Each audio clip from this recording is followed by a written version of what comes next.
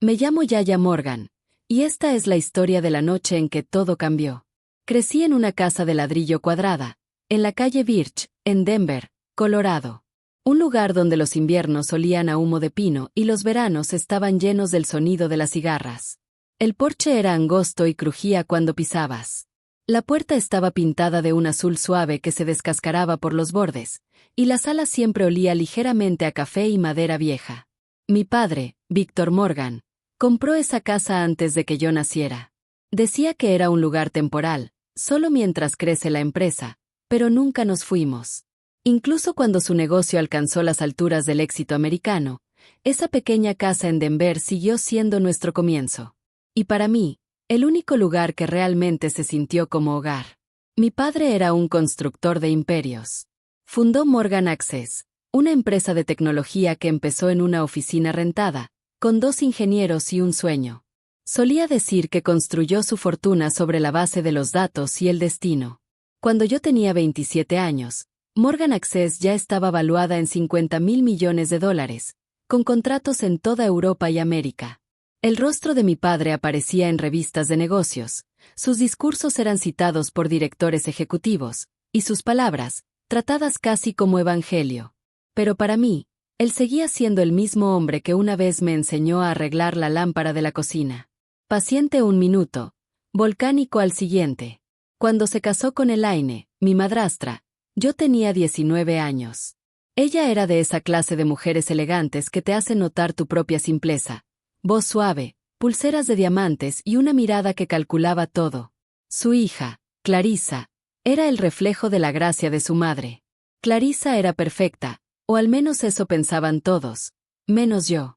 Era 5 años menor que yo, y desde el día en que nos conocimos, se encargó de dejarme claro cuál era mi lugar. Yo construía sistemas. Ella construía encanto. Mi padre la adoraba. Y así llegamos a la noche de la celebración. La noche en que mi vida se partió en 2. La fiesta fue en Chicago, en una torre de cristal que brillaba bajo las luces de la ciudad. Todo el último piso se había transformado en un salón de baile. Había lirios blancos en cada rincón. Un trío de jazz tocaba suavemente mientras los invitados, vestidos con trajes y vestidos que costaban más que un coche promedio, conversaban con copas en la mano. El lugar estaba lleno de poder. Banqueros de Nueva York, inversionistas de Londres, ingenieros de Silicon Valley y periodistas listos para registrar cada palabra. Se suponía que era una noche de celebración, pero yo sentía que estaba entrando en medio de una tormenta. Recuerdo que estaba cerca del borde del piso de mármol, con un vaso de agua mineral en la mano, mientras Clarissa flotaba por la sala con un vestido plateado que brillaba bajo las luces. Parecía la protagonista de una película, riendo mientras las cámaras la seguían. Mi padre estaba en su elemento, estrechando manos y contando historias sobre visión y legado familiar. Esperé que me reconociera, que me presentara como la arquitecta detrás de los sistemas centrales de la empresa, pero no lo hizo. Nunca lo hacía. Entonces llegó el momento. Las luces bajaron un poco, y todos voltearon hacia el escenario donde mi padre sostenía una botella de vino de cristal. La multitud guardó silencio. Él sonrió. Esa sonrisa pública suya, amplia, confiada, impecable. Agradeció al consejo, a los inversionistas y al equipo. Luego, su tono cambió, primero juguetón, después cortante. Y claro, dijo, también debemos mencionar a las personas que no lograron estar a la altura. Mi hija Yaya es la más grande perdedora de nuestra empresa, a quien oficialmente expulso esta noche. Por un segundo creí haber escuchado mal. Luego vino la risa. Risas suaves que se convirtieron en olas. Algunos intentaron esconderlas detrás de sus manos. Otros solo se quedaron mirando, sin saber si era una broma. Mi padre levantó la botella como si fuera un trofeo, señalándome con ella.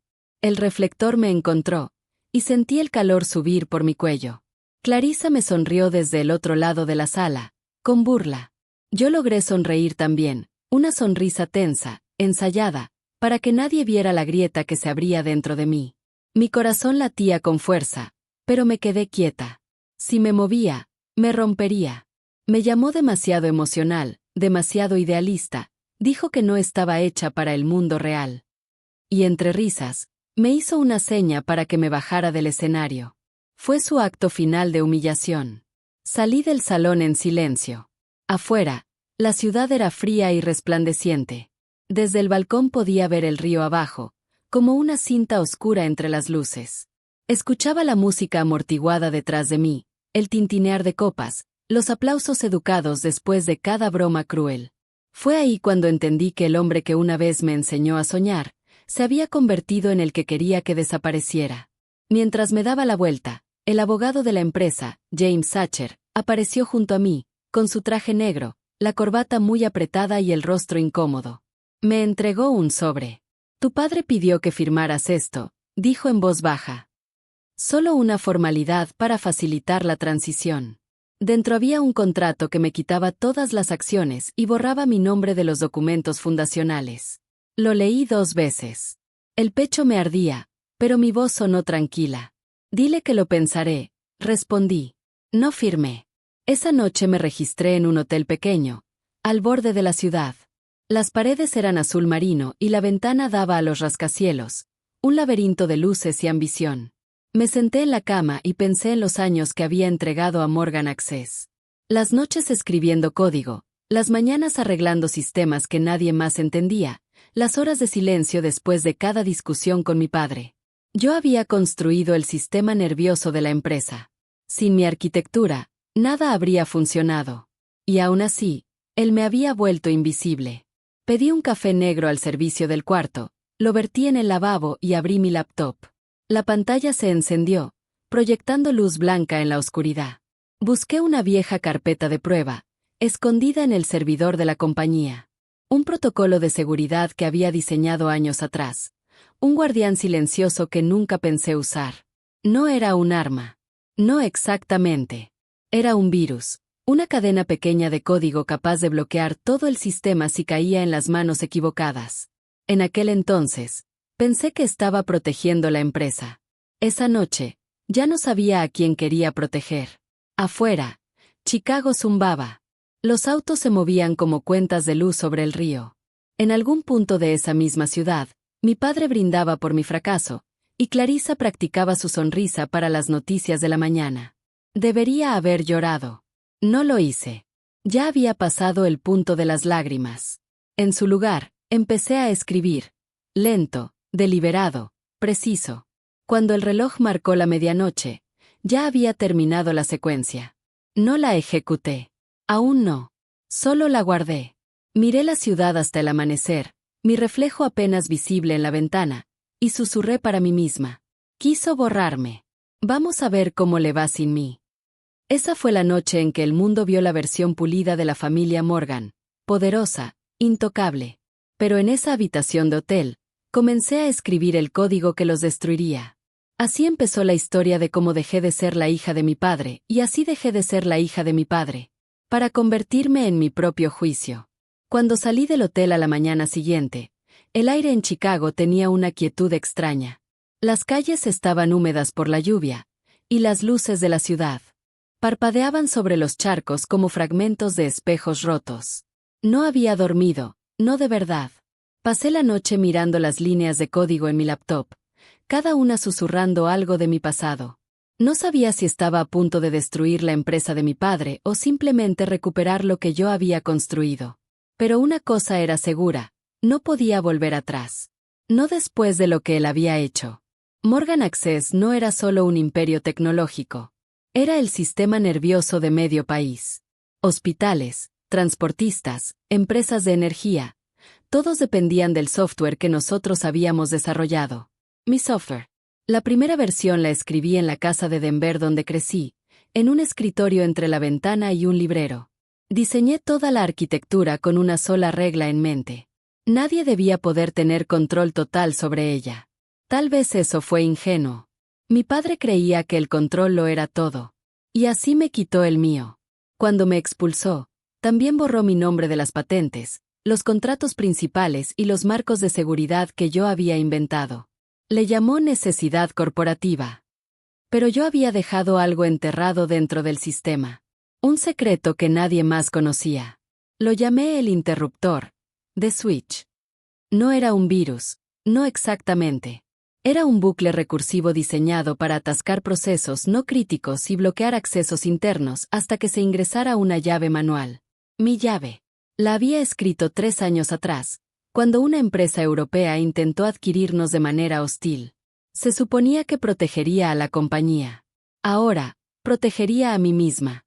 Esa mañana caminé hasta una cafetería cerca del lago Michigan, un lugar tranquilo que solo los locales conocían.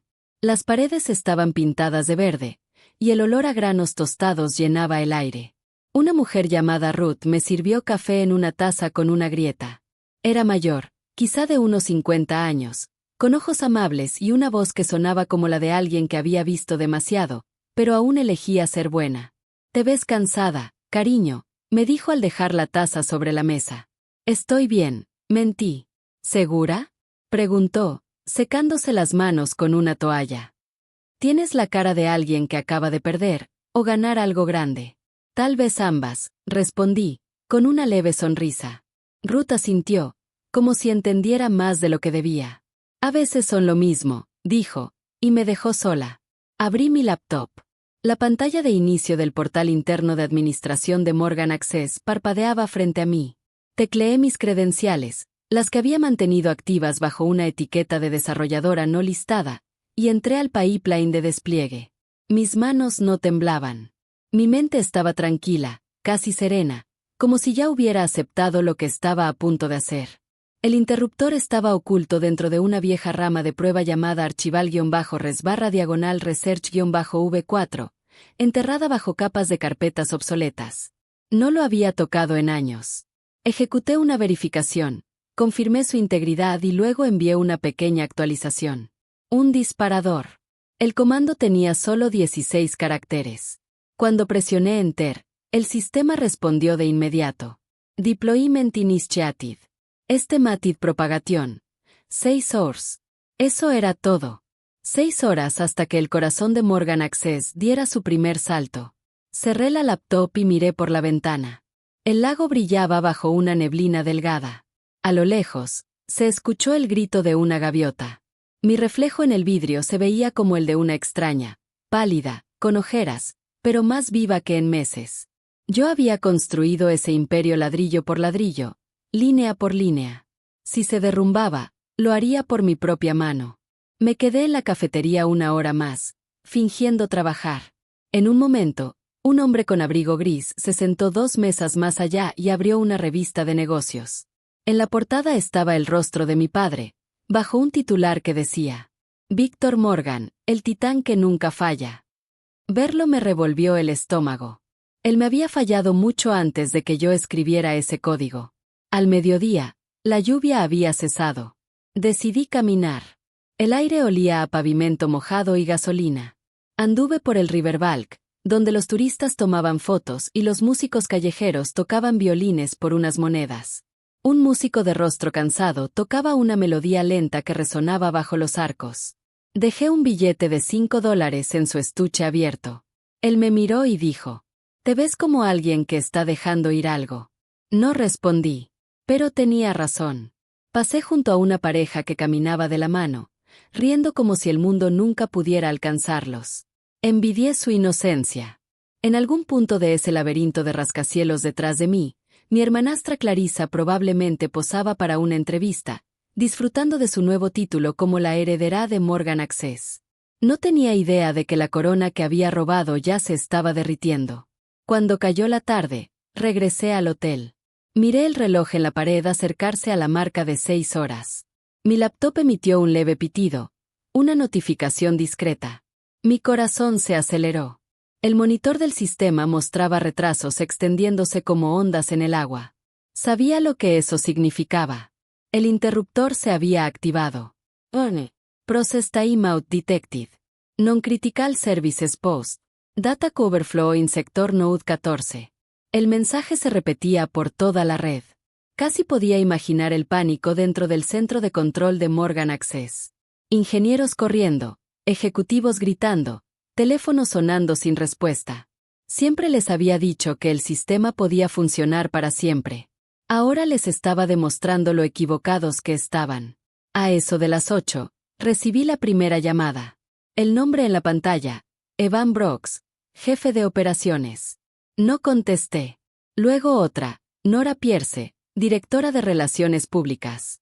Después, mi padre. Volteé el teléfono y lo dejé vibrar sobre la mesa hasta que quedó en silencio. Por un momento, sentí una punzada de culpa. Los empleados no merecían esto. Pero me recordé que ellos solo eran piezas dentro de una máquina construida sobre la arrogancia. La arrogancia de mi padre. Había despedido a gente buena por cosas mucho menores. Yo no había destruido vidas. Solo había expuesto la fragilidad de su imperio. Afuera, la ciudad brillaba en tonos dorados y rojos. Salí al balcón. El viento era frío contra mi rostro. Chicago se extendía debajo de mí, inquieta, hermosa, implacable. Pensé en la casa de Denver, en el porche que crujía, en el olor a café. Ese fue el último momento en que la vida fue simple. Antes de que la ambición convirtiera a mi padre en un extraño y a mí en su fantasma. Susurré hacia la noche. Querías borrarme, papá. Ahora vas a recordar mi nombre. Dentro, el teléfono volvió a vibrar. Lo ignoré. Serví una copa de vino y me senté junto a la ventana, mirando la tormenta formarse sobre el horizonte. Los servidores colapsarían al amanecer. La empresa perdería millones. Los inversionistas gritarían. Pero yo solo sentía una paz extraña. Porque por primera vez en años, no intentaba demostrar nada. No trataba de ser la buena hija ni la ingeniera perfecta. Solo estaba siendo honesta. Con él. Conmigo. Con el mundo.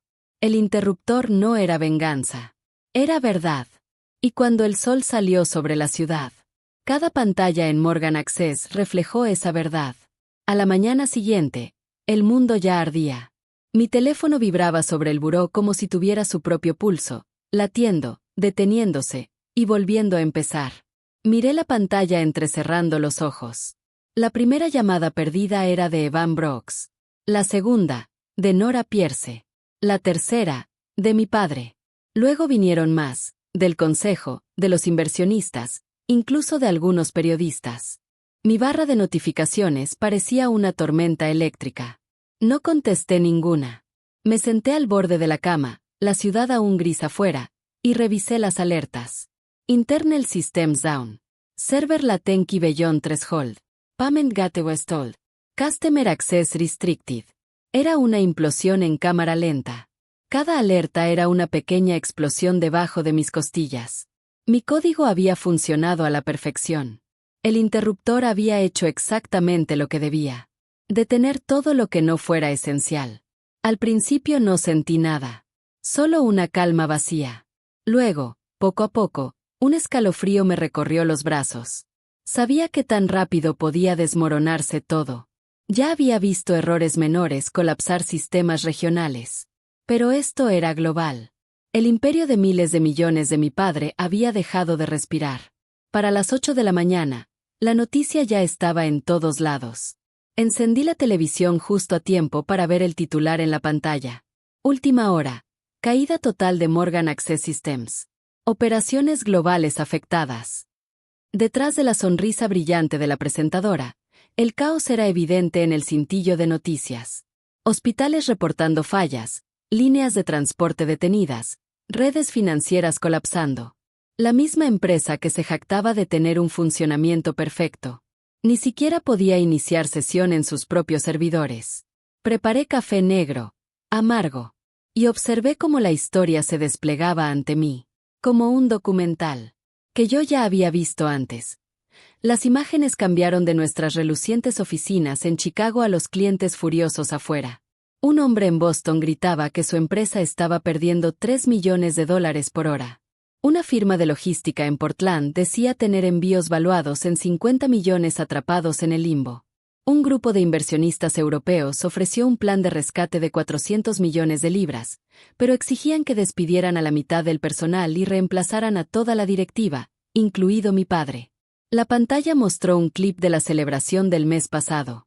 Mi padre estaba en ese mismo escenario del salón, copa de champaña en alto, declarando: "Nosotros no fallamos, evolucionamos". Ahora, era el fracaso más grande de la década. Debería haberme sentido triunfante. Pero en lugar de eso, sentí un peso extraño, como si estuviera al borde de algo irreversible. Sabía lo que seguía, las llamadas, las súplicas, las disculpas. No quería tener razón, pero la tenía. Al mediodía, el teléfono volvió a sonar. Esta vez contesté. Laya, su voz sonaba despojada de arrogancia. Soy tu padre. Lo sé, dije, con un tono plano. Los sistemas están colapsando. Nadie sabe qué está pasando. Pausó. Creo que es algo que tú escribiste, dije. Por favor, continuó, con la respiración pesada. Ayúdame a arreglar esto. Estuve mal. No debí hacer lo que hice en la fiesta. No debí decir esas cosas. Por un segundo, casi me ablandé. Sonaba pequeño, humano. No el hombre que me humilló bajo los candelabros, no el magnate multimillonario, sino un viejo cansado viendo su imperio derrumbarse. Pero entonces regresó el recuerdo, las risas, la humillación helada, el peso de la botella de vino sobre mi cabeza. La habitación llena de gente fingiendo que era gracioso.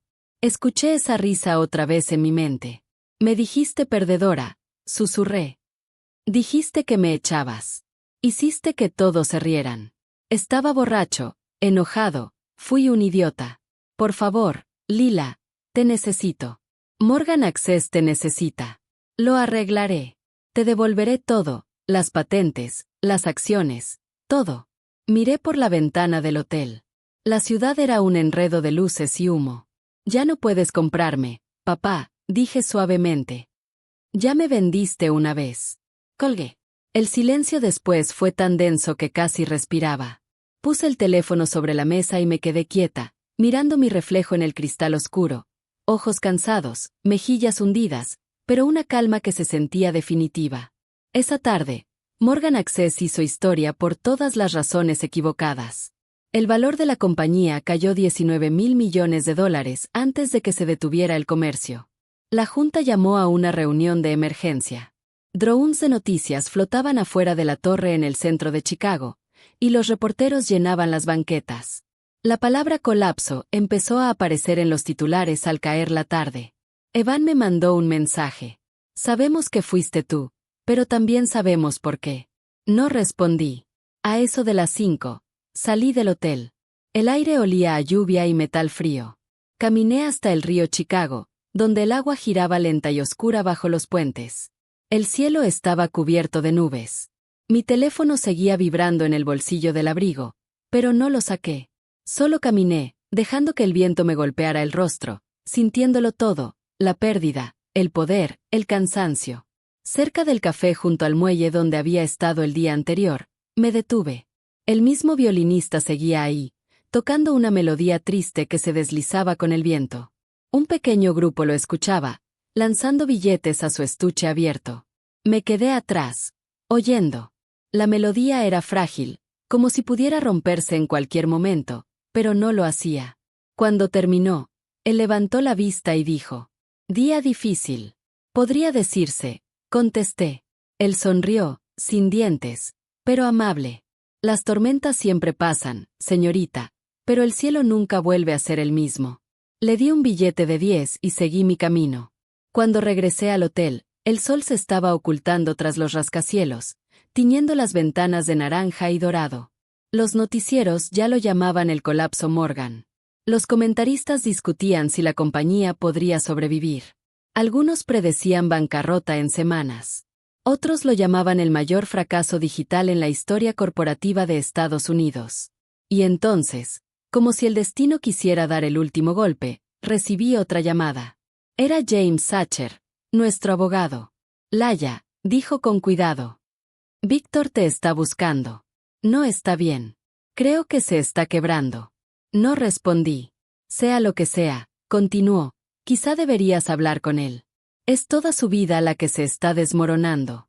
Y, te guste o no, ya eres parte de esa historia. Casi me reí. ¿Su vida? Pensé. ¿Y la mía? La que él destrozó pedazo a pedazo y llamó amor. Ya no soy parte de su historia, dije por fin. Él es parte de la mía. Colgué, corrí las cortinas y me serví otra taza de café frío. Afuera, las luces de la ciudad se mezclaban como acuarela. En algún lugar, mi padre veía hundirse su imperio, Y por primera vez en mi vida, no podía controlar el resultado. Me quedé junto a la ventana hasta que las últimas franjas de luz se desvanecieron en la noche. El río brillaba débil bajo las lámparas, reflejando las torres que alguna vez significaron todo para él. Al darme la vuelta, susurré solo para mí. Yo construí el sistema. Él rompió la familia. Ahora estamos a mano. Y con eso, apagué el teléfono y dejé que la oscuridad se quedara con el resto de la noche. El colapso de Morgan Access no ocurrió en una sola explosión. Fue un ahogamiento lento. La empresa se hundió un titular a la vez, un comunicado, una entrevista desesperada. Lo que alguna vez fue una torre de cristal y orgullo en el centro de Chicago se convirtió en un edificio fantasma lleno de cajas, abogados y silencio. Cada mañana traía nuevos reportes, inversionistas retirándose, clientes cambiándose a la competencia, demandas acumulándose. El legado de mi padre se desintegraba, y yo lo observaba desde lejos, intacta, impasible. O al menos eso me decía. La Junta despidió a 3 vicepresidentes en la primera semana. Para la segunda, Clarissa borró todas sus redes sociales, eliminando su sonrisa pública y sus frases perfectas sobre la visión familiar y la innovación. Los mismos que antes nos elogiaban, ahora fingían no conocernos. James Sacher, el abogado que una vez me entregó aquel contrato cruel, llamó 2 veces. No contesté ninguna. Sabía lo que quería, hablar de reconstrucción, de acuerdos, de recuperación. Pero yo había terminado con reconstruir ilusiones. Algunas ruinas deben quedarse así. Cuando el ruido fue demasiado, me fui de Chicago. Empaqué todo lo que tenía, 2 maletas, mi laptop y una libreta de cuero vieja. Manejé hacia el este hasta que el aire olió a sal.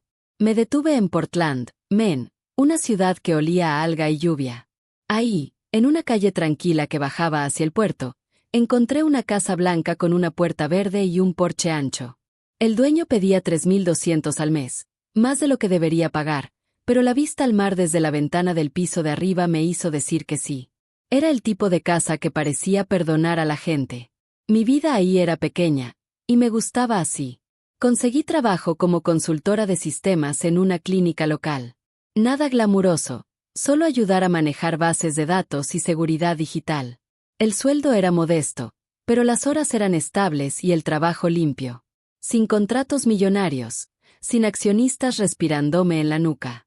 Solo código, café y el suave zumbido de las máquinas que ayudaban a sanar a la gente.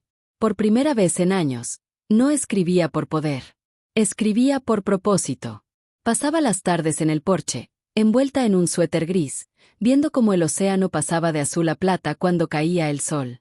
A veces escuchaba las risas lejanas de niños o el ladrido de un perro persiguiendo gaviotas. Mis vecinos sonreían al pasar, pero no hacían preguntas. Me gustaba eso, ser vista sin ser conocida. Una mañana de primavera, leí una noticia en mi tableta.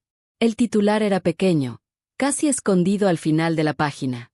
Muere Victor Morgan, exdirector de Morgan Access, en accidente de velero. Decía que había salido solo en un pequeño barco en el lago Michigan. El viento subió de golpe, el barco volcó, y nunca regresó. El reporte era breve. Sin entrevistas. Sin drama. Solo agua, silencio y una fecha. Eso era todo lo que quedaba del hombre que alguna vez dominó el horizonte. Me quedé mucho tiempo sentada en el porche después de leerlo. El mar estaba tranquilo, casi inmóvil. Un niño pasó en bicicleta con la cadena floja. En algún lugar, un perro ladró y luego cayó. Pensé en mi padre, no el CEO, sino el hombre que una vez me llevó café cuando me desvelaba programando. El que me contaba historias sobre construir cosas que duraran.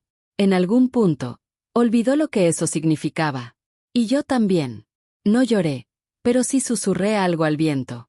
Tú construiste tu imperio, y yo construí su corazón. Los dos lo perdimos al final. Semanas después, sentí que el mundo volvía a calmarse. Las llamadas cesaron. El Internet siguió adelante. Nuevas empresas surgieron. Nuevas caras reemplazaron a las viejas. Morgan Access se volvió una advertencia en clases de negocios y podcasts sobre el ego corporativo. Dejé de leer sobre eso. El mar frente a mi ventana se volvió mi única fuente de noticias. Honesto, indomable, siempre en movimiento. A veces, Cuando el viento soplaba en la dirección correcta, caminaba hasta la orilla rocosa al atardecer. El agua susurraba sobre las piedras, gris e infinita. Me quedaba ahí hasta que la marea rozaba las puntas de mis botas y le decía al horizonte, casi en un suspiro: me llamo Laia Morgan. Una vez construí algo. Lo rompí. Ahora construyo cosas pequeñas que importan. Luego volvía a casa, preparaba té y me sentaba junto a la ventana de mi casita blanca que olía a jabón de limón y sal. Ya no temía al silencio. El silencio era donde pertenecía. No como la hija caída de un millonario, ni como la mujer que destruyó una empresa, sino como alguien que finalmente entendió que la redención no llega con aplausos, sino con paz. Y esa, al fin, era mía.